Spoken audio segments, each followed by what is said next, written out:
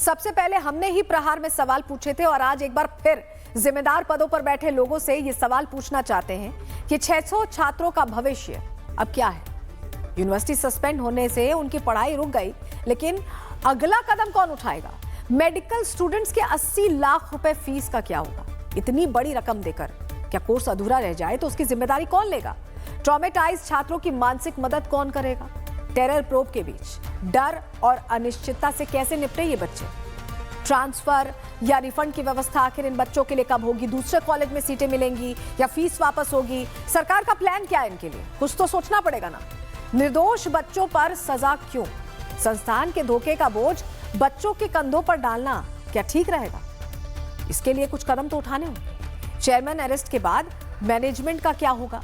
छात्रों की जिम्मेदारी लेने वाला कोई बचेगा या सब कुछ खत्म हो जाएगा, सब कुछ डिसॉल्व हो जाएगा? ये सवाल इसलिए जरूरी है क्योंकि वहां आतंकी तो कुछ ही छात्र थे, कुछ सच्चे बच्चे भी थे जो वहां पढ़ने के लिए आए थे। प्रहार में पूछे गए इन सवालों के जवाब पर अल फला के एक प्रोफेसर का कहना है कि कॉलेज बंद नहीं हो रहा है। अभिभावकों को आश्वासन दिया गया है, डिग्री देने के लिए NAAC की जरूरत ही नहीं है। सुनिए जरा। हम पेरेंट्स लोगों ने काफी लोगों एक साथ इकट्ठे हुए हैं। हमारी कंसर्न सिर्फ बच्चों के फ्यूचर को लेके है। हम कोई कमेंट नहीं करना चाहते हैं पेंडिंग इन्वेस्टिगेशन के बारे में। वो हमारे उसके बाहर है, दायरे के बाहर है। हमारा कंसर्न इतना है कि यूनिवर्सिटी की रिकॉग्निशन और डिग्री की रिकॉग्निशन एंड बच्चों का फ्यूचर। इन्होंने बताया है कि हाल में NMC की विजिट भी हुई थी ऑफिशियल्स की, और स्टेट गवर्नमेंट से ऑफिशियल्स भी आए थे। सो वो एग्जामिन करके वो अपना इन ड्यू कोर्स जल्दी ही कुछ ना कुछ डिसीजन देंगे, तभी डिसीजन होगा।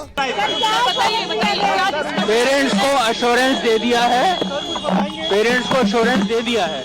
क्या दिया कॉलेज बंद नहीं होगा। अच्छा, डिग्री को लेकर के भी देखिए क्योंकि नैब ने तो बोल दिया कि जो नहीं, नैब का कोई नैब जरूरी चीज नहीं होती है मेडिकल कॉलेज के लिए। और UGC रिकॉग्निशन भी नहीं है, बताइए। वो भी है, नहीं UGC। लेकिन सवाल अब भी वही है कि आखिर परिजन भरोसा करे भी तो किस पर करे? जैश के डॉक्टरों की आतंकी करतूत का असर आखिर इन MBBS डॉक्टर्स पर क्या होना चाहिए? ये वो सवाल है जो प्रहार में पूछे जा रहे हैं और जवाब ना मिलने तक हम पूछते रहेंगे। और अल फला के प्रोफेसर जो जवाब दे रहे हैं वो भरोसे लायक नहीं है, क्योंकि अल फला अब इन निर्दोष छात्रों के लिए ऐसी बला बन चुका है जिसको लेकर बड़े बड़े खुलासे हो रहे हैं। ग्राफिक्स के जरिए आपको लेटेस्ट जानकारी दे देते हैं क्या जानकारियां सामने आई हैं। अल फला यूनिवर्सिटी की जांच में चौंकाने वाले खुलासे हुए हैं। 12 से ज्यादा स्टाफ डॉक्टर्स के बयानों में विरोधाभास दिखाई दिया है। संदिग्धों के FB, इंस्टा, X अकाउंट अचानक डिलीट हो गए या डीएक्टिवेट कर दिए गए। सभी संदिग्धों के मोबाइल 10 नवंबर से यानी घटना वाली रात से स्विच ऑफ है। धमाके वाली रात से कई फैकल्टीज अचानक गायब हो गई, डिसअपीयर हो गई, पता ही नहीं चल रहा। 2 लाख से ऊपर के 9 बैंक खाते भी फ्रीज किए गए हैं। NAAC ने फेक ग्रेडिंग के लिए शोकॉज नोटिस इस यूनिवर्सिटी को दिया है। UGC ने यूनिवर्सिटी की सभी मान्यताओं को सस्पेंड कर दिया है फॉर नाउ। 600 से ज्यादा स्टूडेंट्स की पढ़ाई अनिश्चित काल के लिए अब रुक गई है और ऐसे में परिजन परेशान हैं। अब आपको 3 तस्वीरों से पूरी समस्या समझाते हैं। सबसे पहले तो इस यूनिवर्सिटी की पहचान आज एक आतंकी विश्वविद्यालय के तौर पर हो चुकी है, जहां से आतंकी डॉक्टर्स का एक पूरा बैच निकला है। तो वहीं इस यूनिवर्सिटी की विश्वसनीयता पर भी बड़े सवाल खड़े हो रहे हैं। धांधली से खड़ी करी गई इस यूनिवर्सिटी का मैनेजर गिरफ्तार किया जा चुका है, डायरेक्टर गिरफ्तार किया जा चुका है। तो वहीं अब इस सबके बीच वो MBBS छात्र परेशान है जिनका इस मामले से कोई लेना देना ही नहीं है।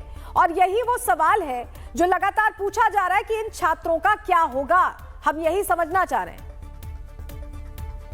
तो 3 तस्वीरों के जरिए समझिए कैसे बच्चों का भविष्य बर्बाद हुआ है। कुछ लोग जो ऐसे निकल गए जिसने यूनिवर्सिटी को की सेंटर, मेन सेंटर के तौर पर, आतंक के सेंटर के तौर पर स्थापित कर दिया। डायरेक्टर गिरफ्तार हो गया। अब वो बच्चे परेशान हैं जो यहाँ पढ़ने आए थे, जो डॉक्टर वाकई बनने आए थे।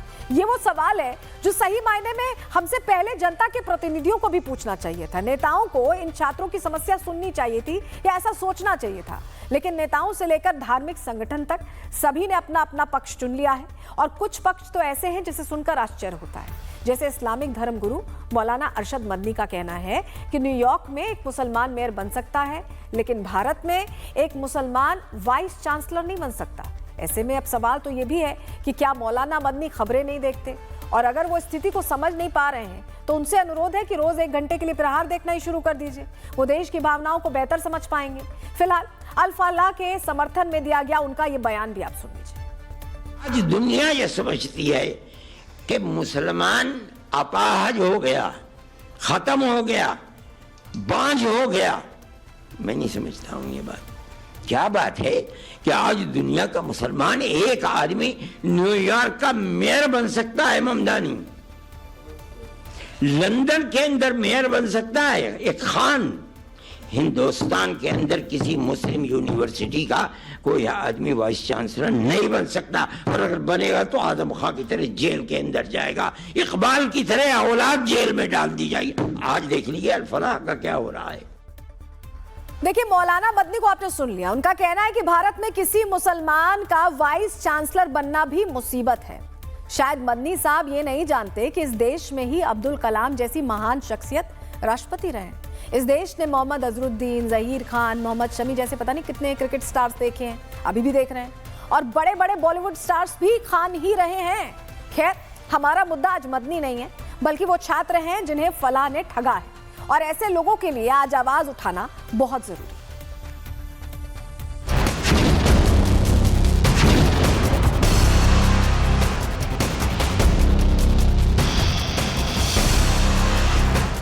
अल-फलाह यूनिवर्सिटी, कोई इसे आतंकी प्रयोगशाला कहता है, कोई इसे विस्फोटक का गोडाउन बताता है, कोई इसे आतंकी डॉक्टर उमर और मुजम्मिल का ठिकाना कहता है, लेकिन दूसरी तरफ झांकने की हिम्मत कोई नहीं जुटा पाता।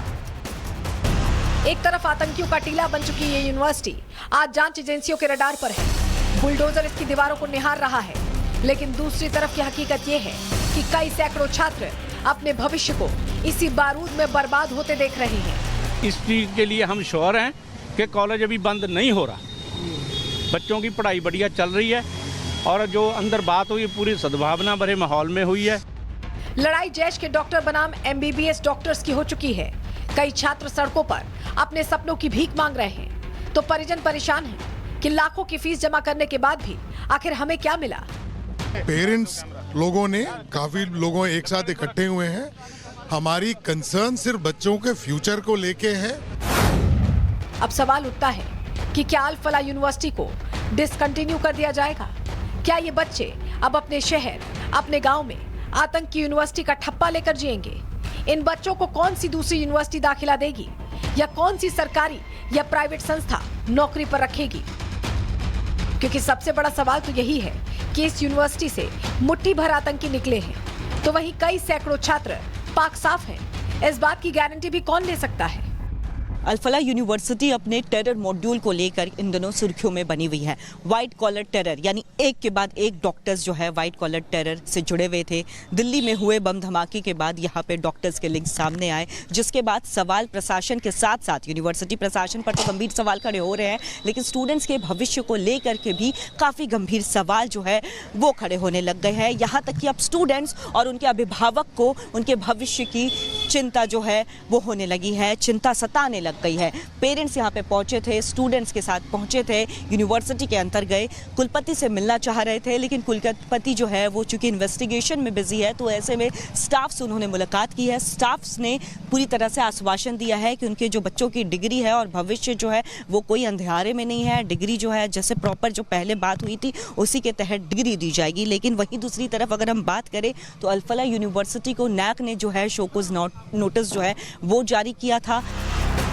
अल-फलाह यूनिवर्सिटी, यहाँ MBBS की डिग्री लेने आए स्टूडेंट्स आज जान बचाने की जद्दोजहद में है। दिल्ली के रेड फोर्ट ब्लास्ट की साजिश यही रूम नंबर 13 से रची गई, जहाँ 4 डॉक्टर्स उमर, शाहीन, मुजम्मिल और मुजफ्फर ने जैश हैंडलर के साथ मिलकर आतंकी खेल खेला। ये व्हाइट कॉलर टेररिस्ट बिना मेडिकल क्लियरेंस के ही यूनिवर्सिटी ज्वाइन कर चुके थे, जो कि एक बड़ा सिस्टम फेलियर था, और यही वजह है कि ये यूनिवर्सिटी एक टेरर हब में तब्दील हो गई। ईडी ने चेयरमैन को गिरफ्तार कर लिया है, AIU ने मेंबरशिप सस्पेंड कर दी है, लेकिन सवाल वही, छात्रों की सेफ्टी कौन सुनिश्चित करेगा? उनके भविष्य पर खिंची तलवार की ढाल कौन बनेगा? कम शब्दों में पूछे जा रहे ये सवाल जवाब का इंतजार कर रहे हैं। Bureau report, Republic Bharat.